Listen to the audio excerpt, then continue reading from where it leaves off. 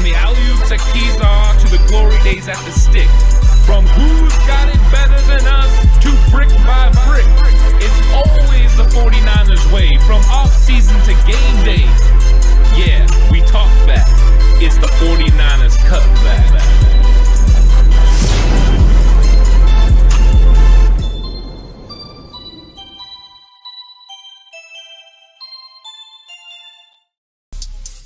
It's 49ers Cutback Podcast time. Welcome to the show, everyone. The game reaction post-game show. This is going to be a lot of fun. Talking 49ers with a fourth straight victory. San Francisco 49ers defeat the Arizona Cardinals 35-16. And it was a tremendous performance from the 49ers offense. And of course, you can't start any conversation about the 49ers offense without talking about how great Brock Purdy was today, how great he was going 20 of 21 for 283 yards, a 13.5 yard average with one touchdown. That's through the air. He also had the quarterback sneak. He only had one sack. It was a big one, 12 yards, but he had 134.6 rating. It was a great performance for Brock Purdy. It was a tremendous performance from Christian McCaffrey, who had 20 carries for 106 yards and 3 touchdowns, including another touchdown through the air. Christian McCaffrey did it all for the San Francisco 49ers today.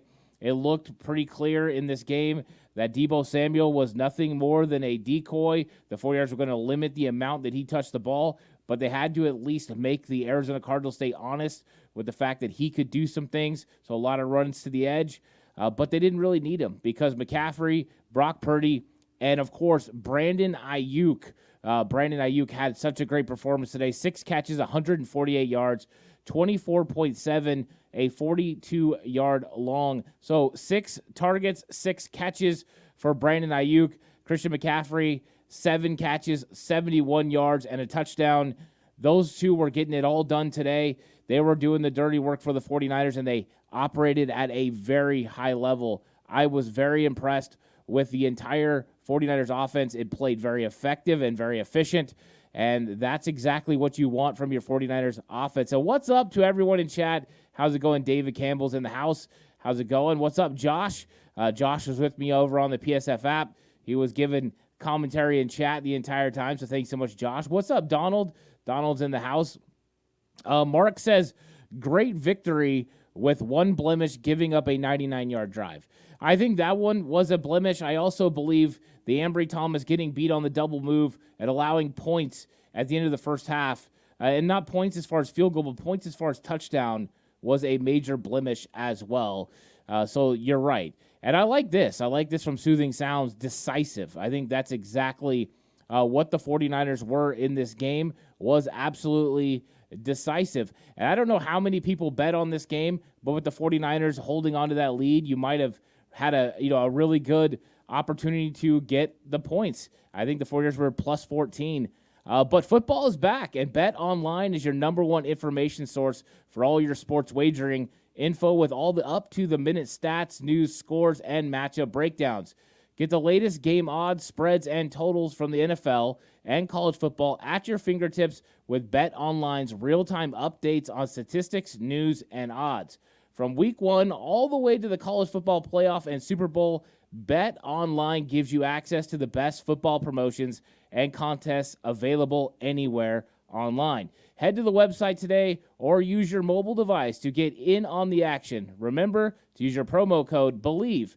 That's capital BLEAV to receive your 50% welcome bonus on your first deposit. Bet online where the game starts. It was a fun, exciting game. 49ers offense was absolutely humming. And Soothing Sounds, but does our defense need to work, or is Arizona offense actually humming? I think it's a combination of both, Soothing Sounds. I think there were opportunities for the 49ers defense to get off the field. I think there were opportunities that they actually took advantage of to get off the field. They forced multiple fourth downs. They had the punt, fake punt that ends up getting a first down. That one really hurt. And then you also had the scramble, from a very talented athletic quarterback in Joshua Dobbs. talented with his legs, but effective in throwing the football too. He converted at 68% completion percentage. That was pretty good. So I do think the 49ers could have gotten off the field more. I thought they made a few mistakes, but I think Arizona's offense is better than maybe people gave them credit for. But overall, I thought the defense played well. They still stopped the run at a pretty high rate. So I think it's a combination of both. The defense has some things they need to tighten down the hatches on. A little bit of concerns about the cornerback position at the nickel. They put Isaiah Oliver out for a while, put Ambry Thomas back in, and Ambry gave up the big play. So question marks there.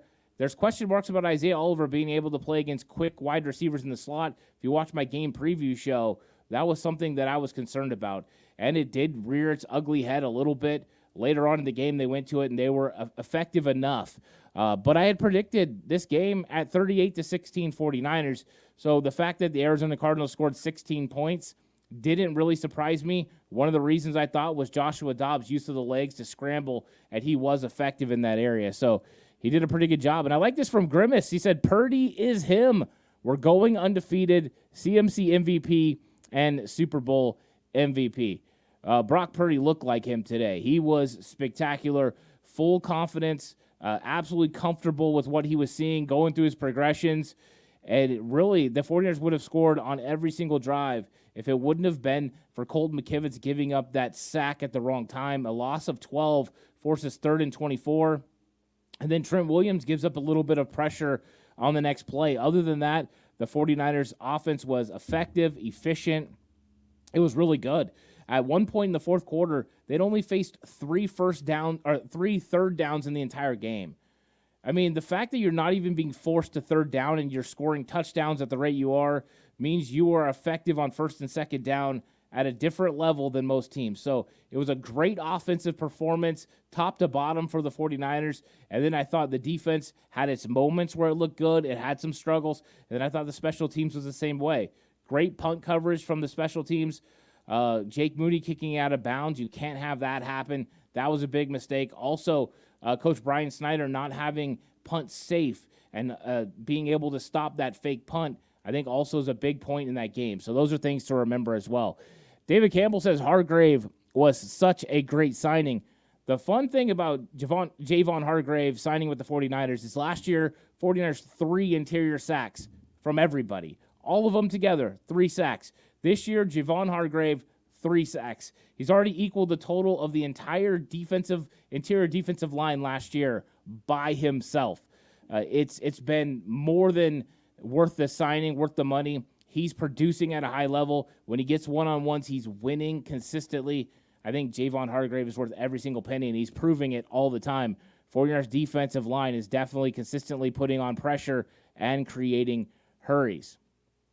Donald says Ayuk is on fire. The Cards are fools, so let them burn. He was on fire. Welcome back Brandon Ayuk. I mean, he missed one game. The 49ers had Debo go off. Now he comes back. Now he goes off with his best output of the season as far as yardage and yardage per catch. He looked really good. Mike Thompson says, we stopped the 4th and 7 or the fake punt on 4th and 2. We really blow them out. Yeah, that's completely accurate. You're right. The 4th and 7, Dre Greenlaw is just short getting him to the ground before the sticks. That would have been huge.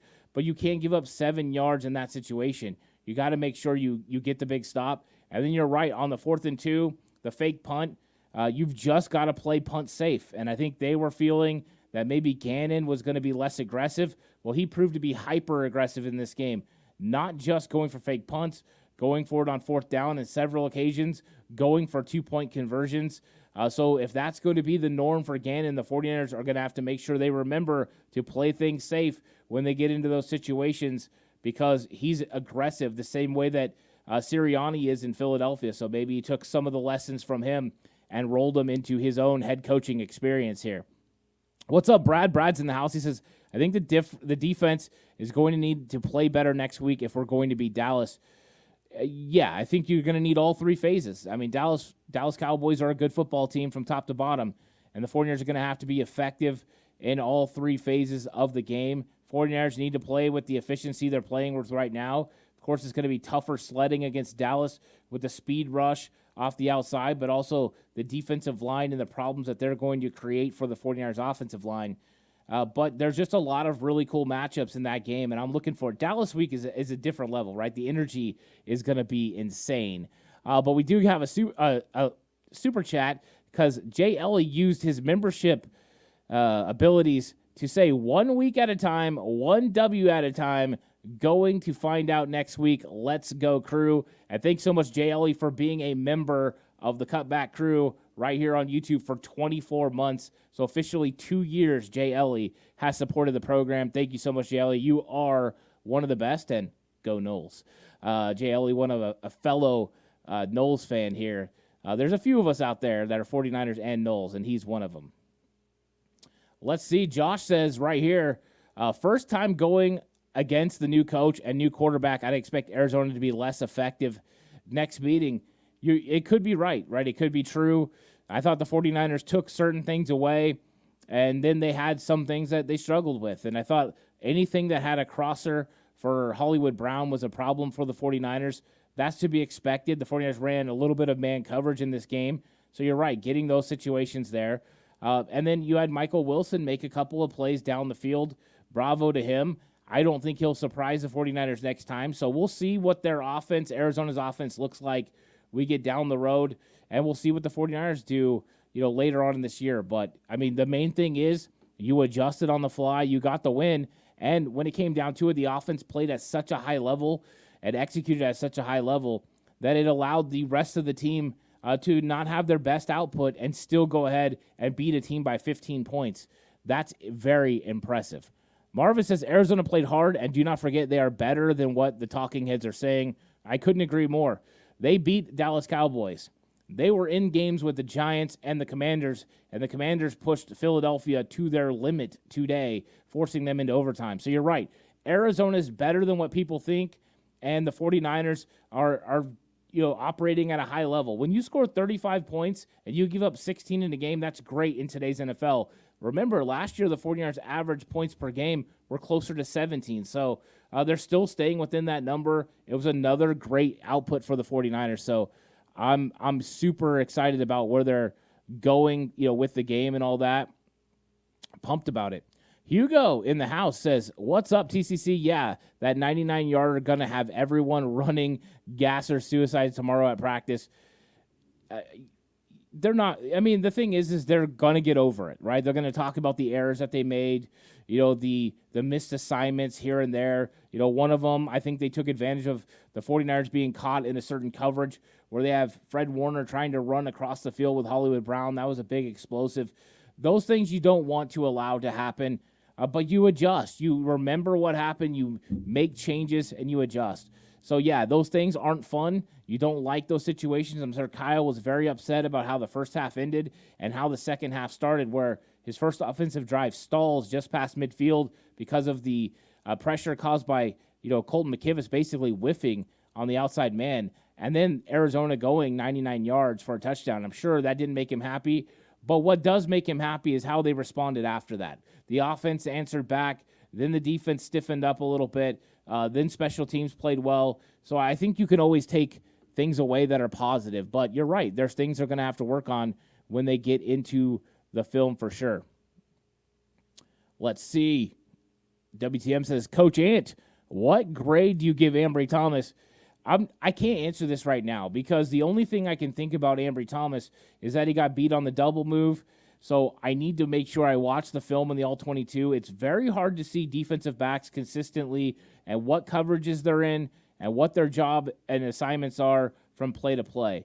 So my first response would be something really negative for Ambry Thomas, but I don't know how he looked on the other plays. And I'm just like with anyone, I'm not going to grade them completely off one negative play. It's the sum of plays. How many good reps did he have beyond? So I would probably lean towards not a great grade right now, but I definitely want to take a look at the film and just kind of see where Ambry Thomas was, because just like the touchdown, that the touchdown over for Michael Wilson, that wasn't an Ambry Thomas issue, right? Ambry Thomas, they're running cover two, he has flats.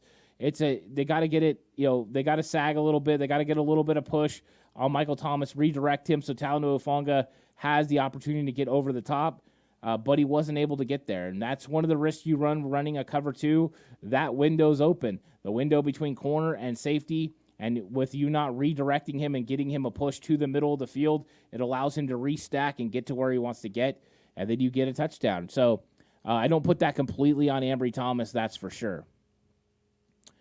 Jan says that was a good game all around. And yeah, I hope you enjoyed it, right? I mean, that's the thing. We can enjoy these games. These are, anytime you beat an NFL team by more than 2 touchdowns or 2 touchdowns and a 2-point conversion, you should be very happy with how your team performed, especially with it being a divisional matchup. I thought the 49ers performed at a high level. There's a lot to love about the offense. I don't want to really harp on the negativity. I know they have to play really good on all 3 phases next week against Dallas, but I thought there was more to build upon. And here we are sitting after 4 games, and the 49ers are 4-0. They're 2-0 in division. And they're sitting in a really good place, and I think it's a lot to be happy about. Brad Jones says, and right now, if we need to make a trade for the defense, are you going edge rusher or cornerback? I think I would probably go cornerback. The reason being, I don't know what the 49ers are going to decide. I don't know how many situations they're going to be put in where Isaiah Oliver is a bad matchup for the 49ers. And what I mean is, how many times are they going to get a slot receiver who could effectively create separation on Isaiah Oliver? I mean, I know Cooper Kupp, for one, is somebody that you'll probably have that problem with. And in this game, there was Rondale Moore, there was Hollywood Brown. Those guys had the potential to do it as well. So if you feel that there's going to be more matchups like that, and you don't feel that, when Sam Womack comes back, he can help you, or Darrell Luter Jr. or Anthony Brown, who you signed, then you've got to do something. And what does that mean? You worked out Jason Verrett a couple weeks ago. Is Jason Verrett an option? Not sure. So then you do have to address the trade market.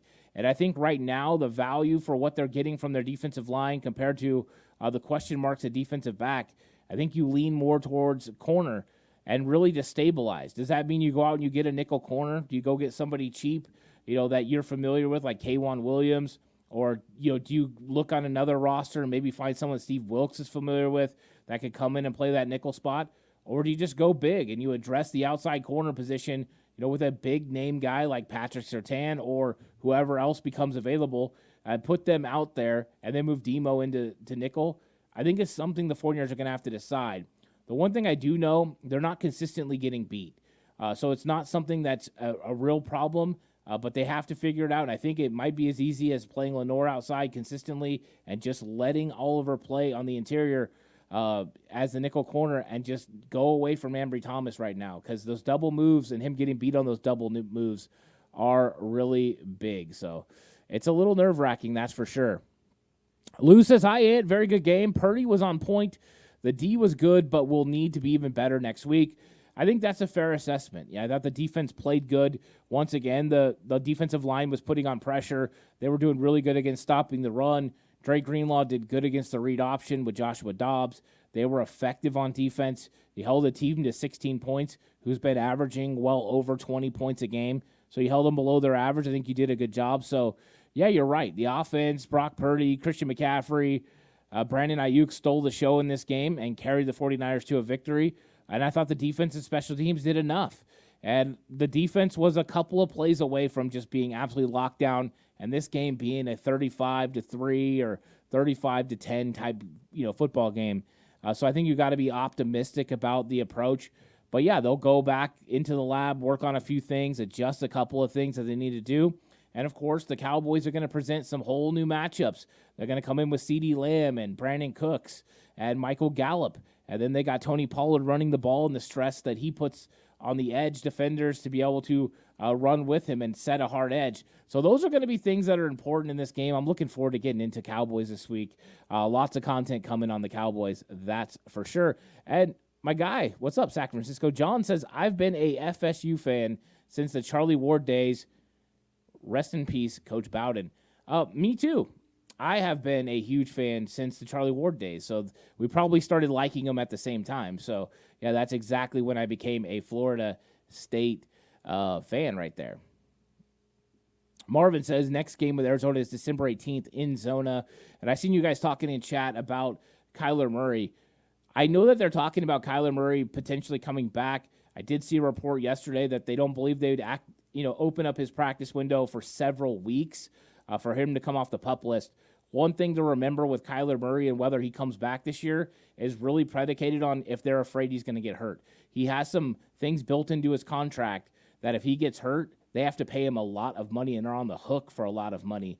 So they might just determine to rest him this year and then decide what to do next year. I think a lot of that will determine how good Joshua Dobbs is playing, what their record ends up being. So we may see them, may see him in December 18th, or we may not. And I think by then we'll know if he's been shut down or not. That's for sure. And JL is talking about Ambry Thomas. Ambry Thomas is a frustrating player because you see the potential, you see the ability, you see the length, you see the tackling ability, and he just, he gives up some of these big plays. And it's frustrating because it's situational football. In those types of situations, you get beat underneath, you make a tackle, you're fine. If the Cardinals walk away with a field goal and you go into halftime and it's 21-6, you live with it. You're getting the ball back, you're fine. You can't allow them to get an opportunity to score a touchdown. He provided that opportunity by biting on the double move. And if it was his first time, you could kind of chalk it up to, hey, he just got caught. But we saw this happen in the preseason as well. So Ambry Thomas has given me reason for concern. I'm definitely going to break down his film pretty deep this week because I want to see how he's playing. I want to see what his pedal looks like, how comfortable he feels getting in and out of his break, how much separation he's allowing. Yeah, I'm definitely going to put a focus on number 20 this week and see what he does. So Mike Thompson says, Rams look decent today. Hate to say it. Yeah, I thought they looked good early, and then I thought they fell apart for a while and were able to pull it back together. I think anytime you have a quarterback the caliber of Matthew Stafford, your offense is going to look pretty good. But their defense is still giving up points and ended up giving up a lot of points to the Colts late in that game. 23-0 to 23-23. That's a little scary for sure. Lou says, thoughts on the play of Oliver today? I thought he was a little late on a lot of plays. Maybe I'm too critical on him. I think people are critical on him because their first impression was his struggle during the preseason. I thought this was a tough matchup for Isaiah Oliver overall because of the speed that Arizona Cardinals could put in the slot, and they could take advantage of him and crossers and things like that. And Steve Wilks was willing to put the 49ers in some interesting situations where they were running man coverage. And anytime you run man coverage and a quarterback has the time to allow a crosser to go all the way across the field, I don't care if you're Isaiah Oliver, Charvarius Ward, De'Amar Lenore, it doesn't matter. You're going to have a hard time staying with them, especially with the mesh concepts and them running other receivers across the field. You can end up getting picked off or tripped up or have to go around another player, and that creates separation. So I don't think it was Oliver's best game, that's for sure. The one thing I will say about Oliver, he consistently plays physical. He consistently is tackling well, and those are really good things because they brought him in to play a physical big nickel role, and he's supposed to cover big receivers, and he's supposed to cover tight ends. And the way they've been working Tayshaun Gibson covering the tight ends has been fun, but that's why Oliver's there. I was a little disappointed that Michael Wilson got him on an out pass in the fourth quarter. I thought that was a matchup that favored Isaiah Oliver, and he lost. But overall, I didn't think it was a bad play. I thought it was, a pretty good play game for Oliver, but this was a tough matchup for him, and that's why in the game preview show, it was one of the things I was worried about. He's great against the run against the Cardinals. If they were going to run, having him on the field as nickel, he was going to be great. But what happens when Hollywood Brown and Rondale Moore go to the slot? And that did end up hitting the 49ers a couple of times and being a little bit of a problem. Super chat here from WTM says, Coach Ant, what grade do you give the D-line today? I thought the D-line played superb again. And I know they're not getting home on sacks consistently, but they are getting in as fast as they can. The way that some of these teams are able to get rid of the ball with such haste has been good. We've seen some balls maybe forced, but there are open receivers in Steve Wilks' zone. I thought I would give the defensive line an A-. I thought even the second team got a stop as far as, they were all out there together and they got a stop and forced a 4th and 2. Of course, Arizona ends up running the fake punt and getting the first down, but they were effective. They stopped the run. They ran down plays. You've seen Drake Jackson locate a tight end screen and get his, run with it, get his hands up in the air and just kind of mess with it a little bit. You've seen Bosa, getting pressure and getting home. So I thought that overall the defensive line played it good. I give them an A-. There's always room for growth. But, yeah, even though they didn't walk away with sacks, I thought they did a good job in this game limiting the effectiveness of the 49ers, of the Arizona Cardinals run game. Mike Thompson says, need to get another cornerback and sign Chandler Jones in about 4 weeks. We can fix him. Jones family, our athletes. The Chandler Jones thing, I feel bad for Chandler Jones. I don't know what kind of state he's in. I hope he gets all the necessary, advice and help that he needs. And we'll see. I think football is a secondary to that. He's a tremendous talent. And if he was cleared and ready to go and, the doctors thought that it was good for him, then I could see him, being another impact player in the league. He's that talented. As far as a cornerback, yes, I agree. There's some question marks there. I think the 49ers are pretty aware of what's going on out there. And I think we'll just keep, watching and monitoring what the 49ers do at the cornerback position. But they're going to investigate a little bit. I don't think they're settled and ready, and we know they're willing to make a splash. Last year, Christian McCaffrey, 2019, they made a splash with Emmanuel Sanders. That cost them a 3rd and a 4th round pick. I think it was well worth it, helped them get to the Super Bowl. Maybe they could do something like that in the cornerback position. David says, I could see the Cards giving both L.A. and Seattle trouble. I agree with you. I think those 3 teams could split with each other, just the matchups and things like that. I think those are going to be interesting games. And the 49ers right now are 2-0.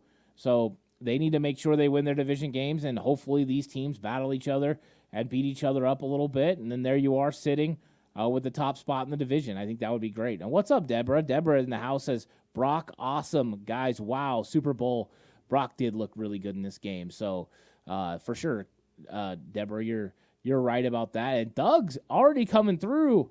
Doug Carroll coming through with the prediction for the 49ers Cowboys. 49ers 27, Cowboys 20. Yeah, I mean, last year the Cowboys held the 49ers to 19 points in that divisional matchup, but the 49ers have scored 30 points in every single game this season. It's been a very impressive offense for sure. And I think that's, we're going to see what Dallas Cowboys can do. They present some interesting matchups, especially on the edge with Micah Parsons versus Colton McKivitz. So those are going to be very, very interesting. Hugo says, Kyle have CMC on his fantasy football. Yeah, Mitchell was out, but you got to give Mason and TDP some love. I think if Jordan Mason would have been more effective, he would have got more love. I thought Jordan Mason's effectiveness was average. I like him catching the football in the backfield. I don't think Arizona expected that. That was a nice and effective play.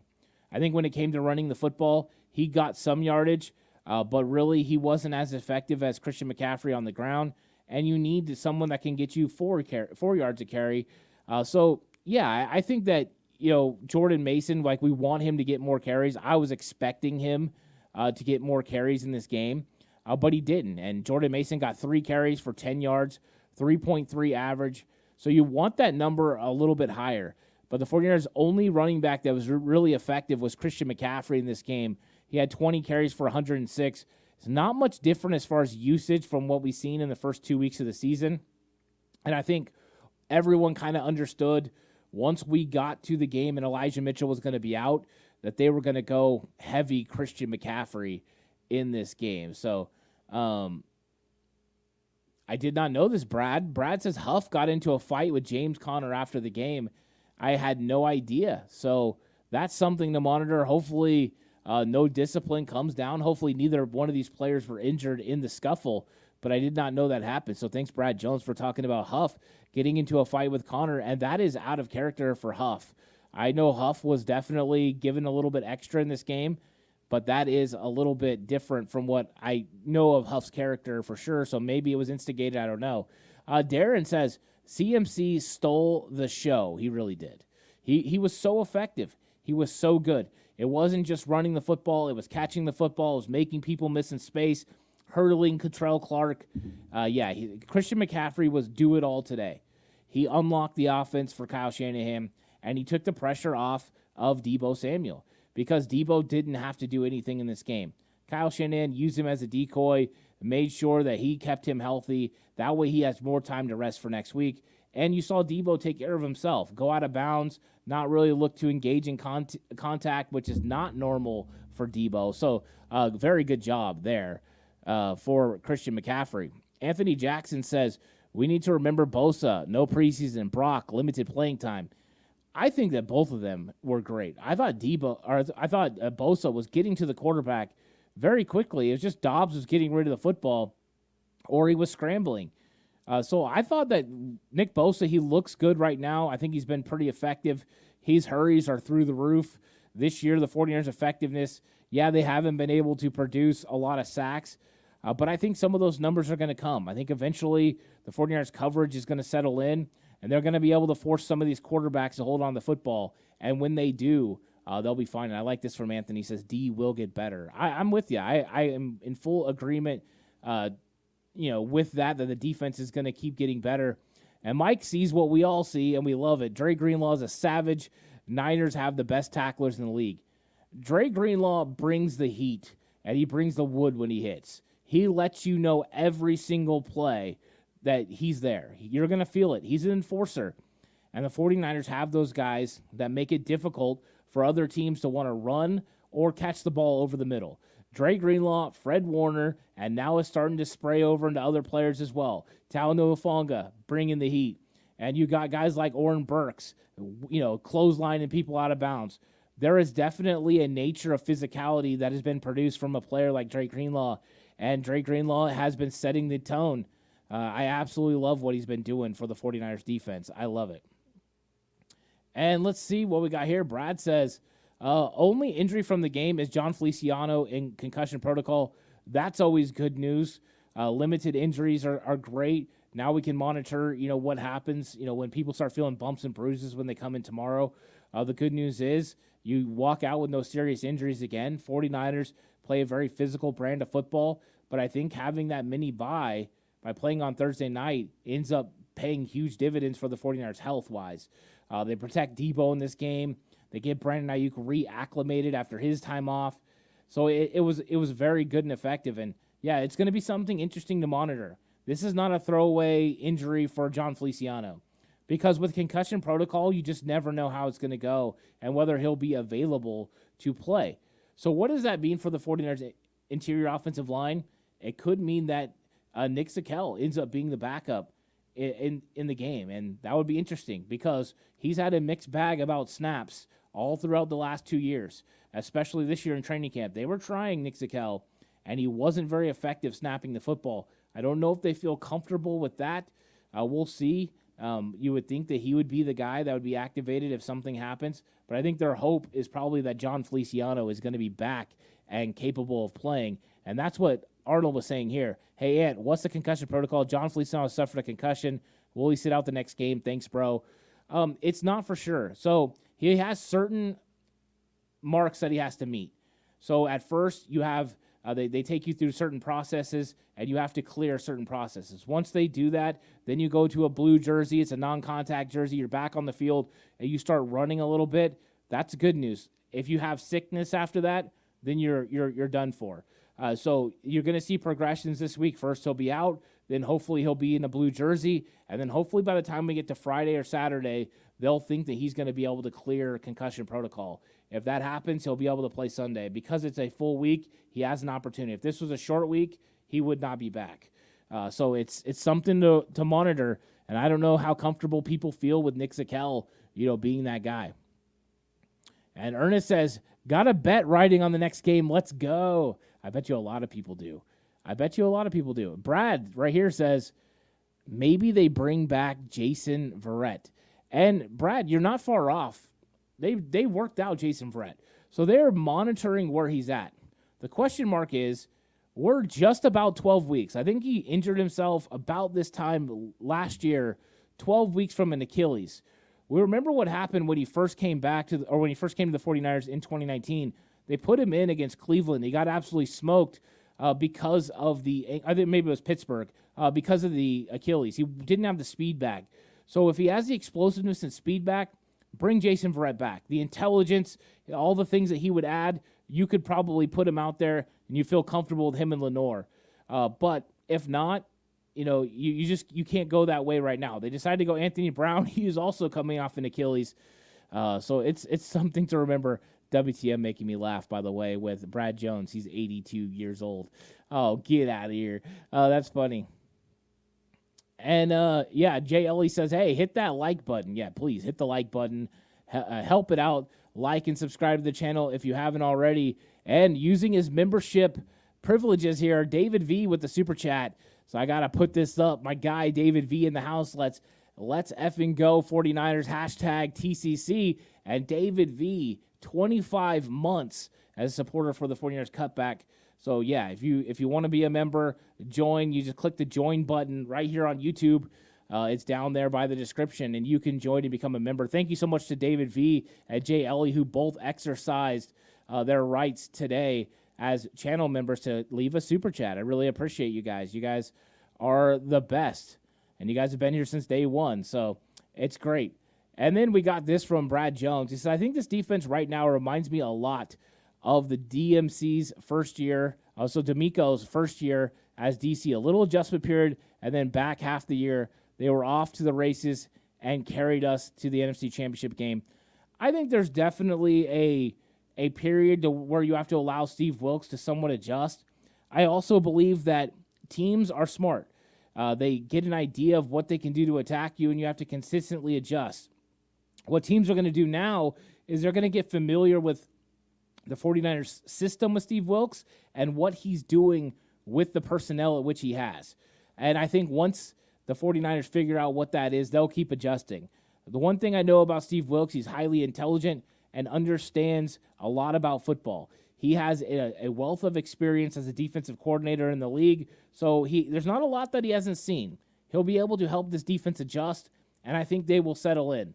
I do wonder if they're going to make some sort of a move, whether that's a low-key signing, a low-key trade to get either a cornerback or an edge defender. I think the edge defender is less likely. I think now defensive back has kind of gotten the attention.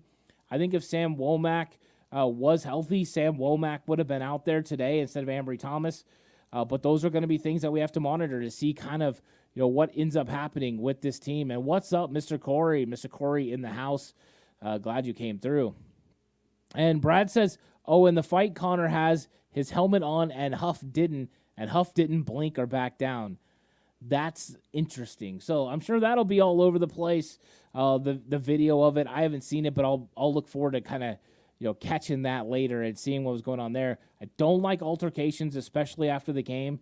It's like, come on, guys, keep your cool. It's football. But, one of those things where as long as Huff isn't injured, a lot of times you just let these things go. But we'll see. The NFL likes to interact and interject in types of situations like this. Hopefully no repercussions come from it, and neither one of these players were injured. Mr. Corey says, can we ship out Ambry Thomas already? I think it's getting to the point now where he's becoming somewhat of a liability if I go back and watch the film and it looked the way that I thought it looked. I'm not ready to go ahead and say that yet because watching Ambry Thomas, you can't get a full idea of exactly what the play looked like without seeing the coverage beforehand and how he operated. But he's making some mistakes that you shouldn't make, and getting beat deep on that play is one of those. You have to know the situation. You have to know what you're supposed to do in those situations, and I feel like him getting beat deep is not good. You can't allow double moves in those situations. You got to just allow them to catch the ball underneath if you were given too much space, and you just make a tackle. So it's going to get close. It's going to get close for Ambry Thomas. It's getting closer to them moving on than him being able to get back in there and start. Mike Thompson says Wilks is still experimenting. Will be great by week 17. The most important thing is the 49ers are winning. They're still being effective on defense. And when they get to the playoffs, they just have to be playing at their best.